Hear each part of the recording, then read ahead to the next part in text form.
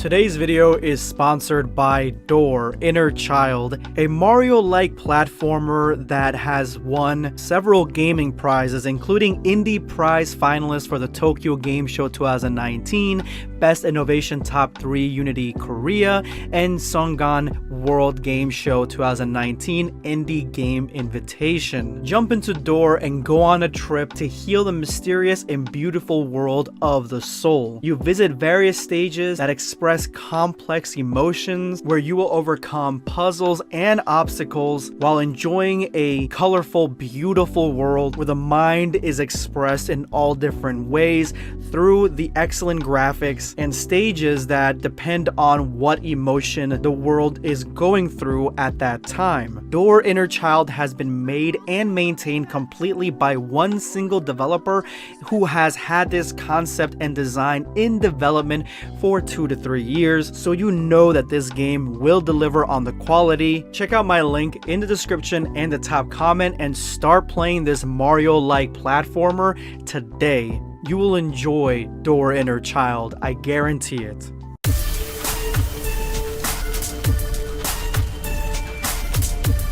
Prepare yourself, dancing. What's up guys, BlackScape here, and yesterday I informed you that I am going to be changing my avatar for the main channel, and I actually got a Sean, who is of Dragon Ball Sarani fame and also a renowned Dragon Ball artist, to come up with the design for my new avatar. But I did ask you guys if you guys would like to do some fan art for my new drip Goku Black OC, then I would go ahead and share it on social media. So today that's exactly what I'm going to be doing, and this one comes to us from Bin on Twitter. I love it, love the tattoo on the arm and the subtle Zamasu shirt, really great touch. And the next one comes from Super Saiyan 4 Master, real simplistic Goku Black with a chain and an earring. Love it, thank you so much. If you guys would like to add some fan art that I can share on social media, send it to me on Twitter, link it to me, at me, I'll go ahead and check it out. Today we are covering Dragon Ball Absalon Episode 3, and this came out 2 years after Absalon Episode 2, almost exactly 2 years afterwards. So this is kind of like the benefit of covering this series that's been going on for a while, like almost 10 years later, because we get the added benefit of not having to wait between chapters, which is really good. But you can tell at the beginning of this episode that it's been a while, because there is a recap and the announcer sounds very similar to the one from Dragon Ball Z. Powerful though they may be, can the protectors of Earth combat this new threat? Find out now in Episode 3 of Dragon Ball Absalon.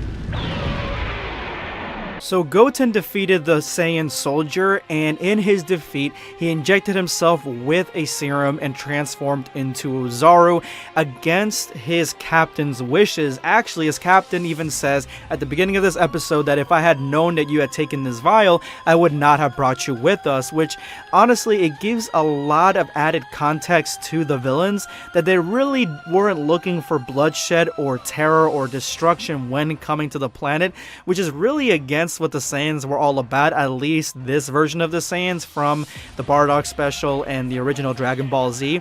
But I am curious why they are trying to mitigate destruction and keep the integrity of the planet intact. But because this dude Uzaru, he is turning against everybody, and he turns against his own captain because he is drunk on the power that the Uzaru transformation has given him. So this forces the captain to transform into a Super Saiyan to be able to dodge the attacks coming from the Super Saiyan Uzaru.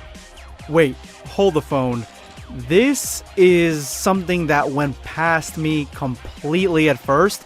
The first time I watched this, I thought that it was just a color change due to the explosions, but then I had to rewind because I was like, you know what, did I really miss that? I went back and I saw that this dude quite literally transformed into a Super Saiyan Blue. His hair went blue, his aura transformed as well, there was a poof of ki around him, and I'm like, my jaw dropped when I first saw this. This is Super Saiyan Blue. But this is well before Super, so let me dive into this. Basically, Super and Resurrection of F Both came out in 2015, the same as episode 3 of Absalon, and actually Absalon is sort of sandwiched between the release of Super and Resurrection of F, so it's right in the middle. But the Absalon trailer for episode 3 came out in 2013, 2 years earlier, and you can argue that Resurrection of F probably had a few years of production behind it. I don't think that Super probably had that long behind it because they were coming out with episodes like weekly, so I'm assuming that they were just kind of producing them a few months in advance and just doing it that way. Definitely Resurrection of F had at least a year or so behind it before it finally came out, but I think that Absalon came up with Super Saiyan Blue. This is obviously Super Saiyan Blue. Yeah, this is crazy. I don't recall, but I could be wrong. Let me know in the comments section below if I am. If there was any other instance of a Super Saiyan Blue in animation or a fan manga or something before Absalon. Let me know in the comment section below if this is the case. But as of right now, this Absalon came up with Super Saiyan Blue. Now the trailer doesn't have Super Saiyan Blue, so it just seems that both Absalon and Kira Toriyama both were thinking of the blue hair as the next Super Saiyan transformation at the same time, if not giving a slight lead to Absalon, which is crazy. I just thought I'd point that out. It's phenomenal, honestly. This is why I love the fan community, because we come up with everything first. We definitely do, and I thought that Toriyama was just pulling for Multiverse at first and Dragon Ball AF, but it looks like, there's some cross here between Absalon as well, so go figure.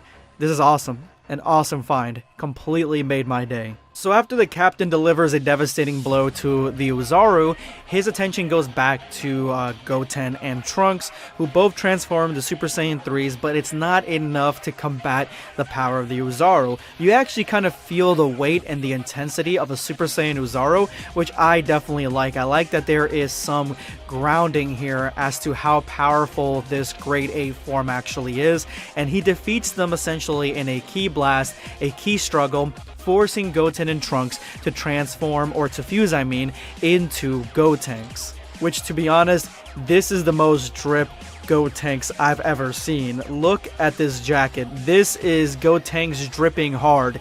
Yeah, this is a good design. I like the upgrade on the fusion, the Metamarise fusion technique.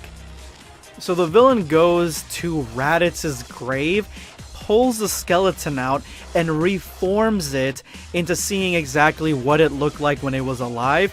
I think he's trying to find pure-blooded Saiyans, and that is when Gohan stops him from doing whatever it is he was about to do. Now again, the sound design is very well done in the action, the music, and a lot of the voice work. The only little critique that I have is this dude's voice has this echoey feature on it, and I know all about that because that's kind of how my voice was tuned when I first started YouTube on BlackScape or Dragon Ball Black back in the day, but it's hard to understand him sometimes until I put on the subtitles to see exactly what the conversation he was having with Gohan. And essentially Gohan is saying that he is a Saiyan, that he is defending this planet, and the villain really doesn't understand it. But once Gohan discloses that his father defeated Frieza, this dude starts getting a little bit more serious with the notion that there is a powerful Saiyan on the planet, at least a pure blood, and he throws a Pokeball that opens up a portal similar to the last couple episodes, and this new Saiyan villain comes through that looks like a far more twisted version of Vegeta. And actually, if I gotta be honest, he looks like that one Joker from the Batman series, just in Saiyan form. But apparently this is the leader of the Saiyans, which I find fitting that he looks very much like Vegeta, but he is far more sinister looking and sounding than Vegeta ever was, and this guy is his henchman. So I'm thinking that this dude is a robot, an android of some kind working for the Saiyans, similar to the other two that he brought along. Oh, and there's one thing that I have to mention, is that Absalon is the name of the Saiyan world that these Saiyans fled to after Frieza destroyed the planet Vegeta. These guys went to planet Absalon and formed a new Saiyan society, and this guy has given Gohan, well, his father, the thanks for killing Frieza, but at the same time, because his father intermingled with the populace of the planet and created half-breeds, this guy cannot forgive him for such a delusion. And yeah, you could tell that these are the Saiyans from Dragon Ball Z, definitely not the Saiyans from Minus. And that is when we finally get into the fight between this dude, the lieutenant of planet Absalon's armies, and Gohan, and it is a really cool fight because Gohan has such a refined technique, and this guy's ability to fight is very much similar to how Broly is. Very rough, very chaotic, more of a brawler and a boxer than a esteemed martial artist. And so Gohan pushes himself into the ultimate form again. He says that he lost it when he stopped training, but once he started training, he gained it again. And the android kind of sees Gohan as one of the most highly potential Saiyans he's ever come across, because this mystic form is absorbing ki from the planet itself. So if he actually was aware that the form has done that or does that, then he could become the most powerful Saiyan in existence, because he would absorb the ki around him, and basically giving him a very Moro styled effect, which I like this extra little bit of lore for the mystic form.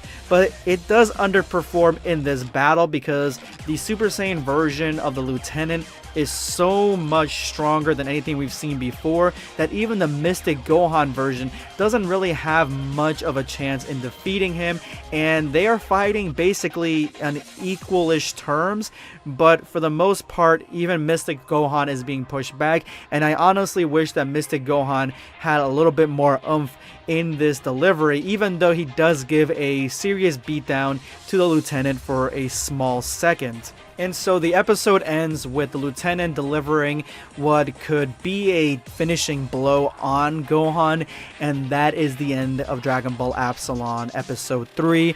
Let's go ahead and jump into Episode 4 tomorrow. Let me know your thoughts on this chapter, on this episode. Let's see who won. Hashtag end the video squad. Mr. Jump, the most brutal beating I have seen as well. Hope for more next. The Gohan beating is pretty significant, but I like that the after effect of a Kamehameha wave is so much bodily and tissue decay and burning, and I just like that aspect of it. I wish Dragon Ball had more of that. Super definitely doesn't have it. That's why we have to focus and look our attention to animations, fan animations, and fan mangas, because they have the gruesomeness that these godlike beings would be inflicting on each other. Thank you so much for your comment, Mr. Jump. This is going to be BlackScape signing off. Take care, guys. Subscribe for more content.